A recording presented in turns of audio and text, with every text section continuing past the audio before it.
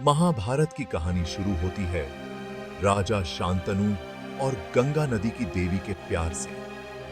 गंगा ने एक शर्त पर शांतनु से शादी करने के लिए हां कर दी। शांतनु कभी भी उनके किसी काम पर सवाल नहीं करेंगे।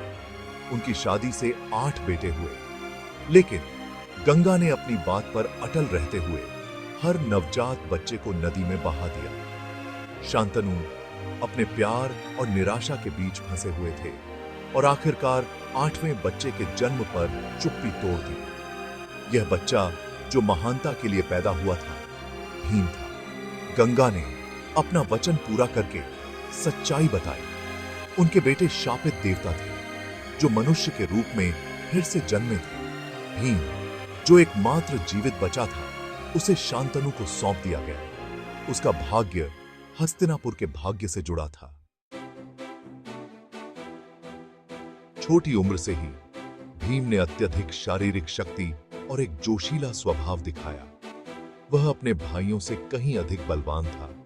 उसकी हंसी महल के हॉल में गूंजती रहती थी। उसकी शरारतें अक्सर अनजाने में ही बड़ी मुसीबत का कारण बन जाती थीं, जिससे उसके चचेरे भाई कौरव परेशान रहते थे।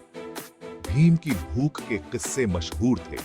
वह अक्सर आधे से ज्यादा राज्य का भोजन खा जाता था। उसकी ताकत के किस्से कहानियों में बदल गए, जो उसके असाधारण कारनामों से राज्य को मंत्रमुग्ध कर देते थे। उसने जंगली हाथियों को अपनी ताकत से काबू में कर लिया और विशाल पेड़ों को अपने नंगे हाथों से उखाड़ फेंका। भीम, दूसरा पांडव, प्रकृति की शक्ति था। उसकी उपस्थिति विस्मयकारी और भयावह दोनों थी। जैसे जैसे पांडव और कौरव बड़े हुए, उनकी शिक्षा का भार पूज्य गुरु द्रोणाचार्य को सौंपा गया। द्रोणाचार्य जो युद्ध कला में निपुण थे, उन्होंने हर राजकुमार में छिपी क्षमता को पहचाना। भीम अपनी अद्भुत शक्ति के साथ गदा की ओर आकर्षित हुआ, एक ऐसा हथियार जो उसकी कच्ची शक्ति के साथ मेल खाता था। द्रोणाचार्य के मार्गदर्शन में भीम ने अपने कौशल को निखारा, युद्ध की कला में महारत हासिल की। उन्होंने लगातार अभ्यास किया।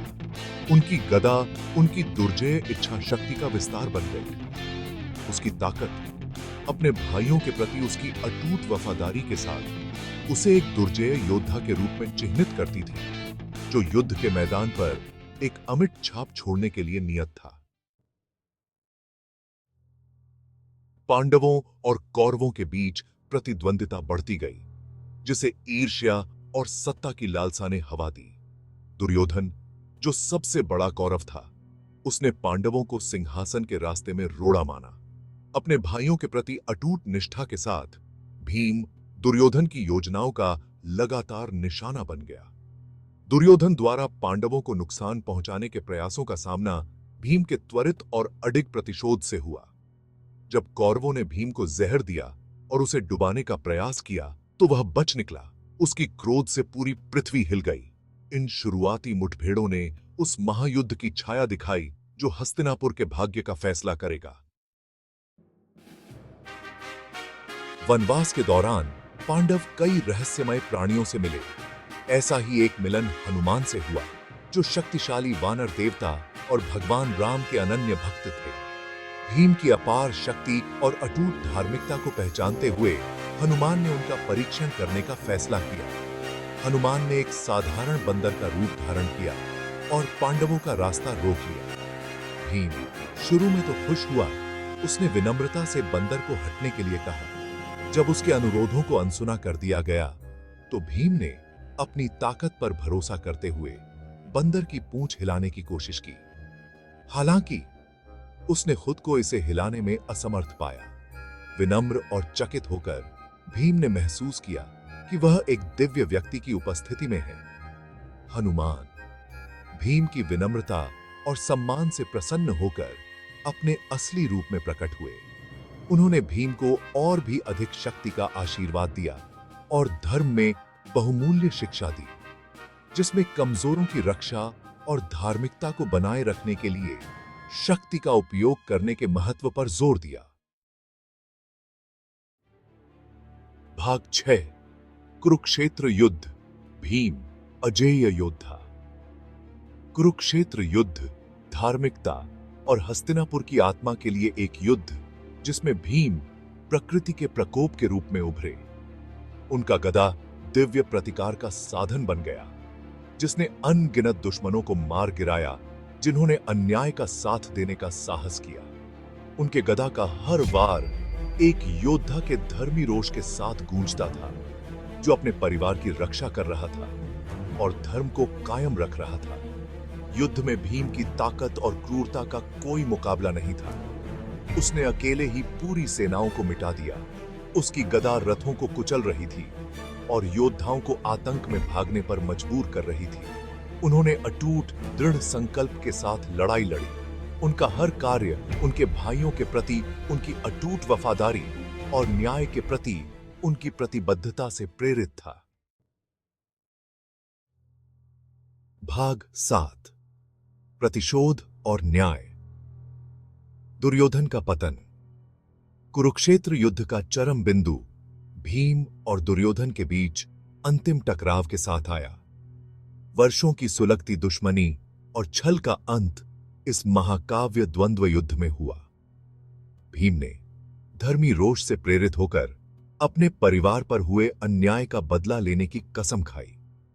द्वंद्व युद्ध कच्ची शक्ति और कौशल का तमाशा था, जो उनके वर्षों के प्रशिक्षण का प्रमाण था। हालांकि भीम की ताकत और धर्मी रोष दुर्योधन के लिए बहुत अधिक साबित हुए। एक अंतिम पृथ्वी को हिला देने वाले प्रहार के साथ भीम ने दुर्योधन की जांघों को चकनाचूर कर दिया, अपनी कसम पूरी की और हस्तिनापुर को न्याय दिलाया। भाग 8 भीम शक्ति और धार्मिकता का आदर्श। भीम की कहानी पौराणिक कथाओं की सीमाओं से परे है। वह आदर्श योद्धा, कमजोरों के रक्षक और धर्म के रक्षक का अवतार है। उसकी ताकत, जबकि असाधारण है, हमेशा उसके न्याय की अटूट भावना और अपने परिवार के प्रति वफादारी से नियंत्रित होती है। भीम की यात्रा हमें सिखाती है कि सच्ची ताकत केवल शारीरिक कौशल में नहीं, बल्कि साहस, करुणा और धार्मिकता के प्रति अटूट प्रतिबद्धता में भी निहित है। वह हमें याद दिलाते हैं कि प्रतिकूलता का सामना करने पर भी हमें धर्म को बनाए रखने, निर्दोषों की रक्षा करने और जो सही है उसके लिए लड़ने का प्रयास करना चाहिए। भाग 9 वीरता की विरासत। भीम का स्थायी प्रभाव। भीम की विरासत पीढ़ियों को प्रेरित करती रहती है। वह न केवल अपनी अविश्वसनीय ताकत के लिए, बल्कि अपनी अटूट वफादारी, न्याय की अडिग भावना और धर्म के प्रति अपनी अटूट प्रतिबद्धता के लिए भी पूजनीय है। वह आशा के प्रतीक के रूप में खड़े हैं, हमें याद दिलाते हैं कि सबसे अंधेरे समय में भी साहस और धार्मिकता की जीत हो सकती है। उनकी कहानी एक कालाजयी अनुस्मारक के रूप में कार्य करती है कि सच्ची ताकत हमारी क्षमताओं का उपयोग व्यक्तिगत लाभ के लिए नहीं, बल्कि बड़े अच्छे के लिए, कमजोरों की रक्षा के लिए और न्यायपूर्ण और धार्मिक दुनिया के लिए लड़ने में निहित है।